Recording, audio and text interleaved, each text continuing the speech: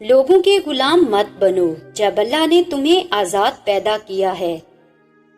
لوگوں کے عیبوں سے اس طرح غافل ہو جاؤ جیسے سوتے وقت تم دنیا سے غافل ہو جاتے ہو۔ پریشانیاں حالات سے نہیں، خیالات سے پیدا ہوتی ہیں۔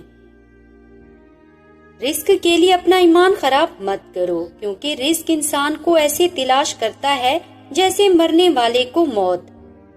اگر نماز پڑھنے والے کو علم ہو جائے کہ کیسی رحمتوں نے اسے گھیر رکھا ہے تو وہ کبھی سجدے سے سر نہ اٹھائے۔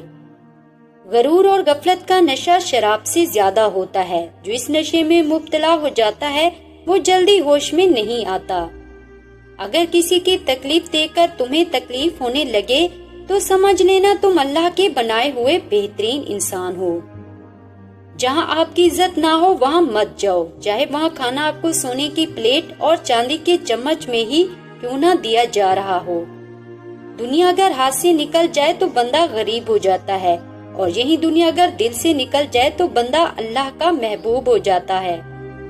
کسی کی مدد کرتے وقت اس کے چہرے کی جانب مت دیکھو، ہو سکتا ہے اس کی شرمندہ آنکھیں تمہارے دل میں غرور کا بیج بو دے۔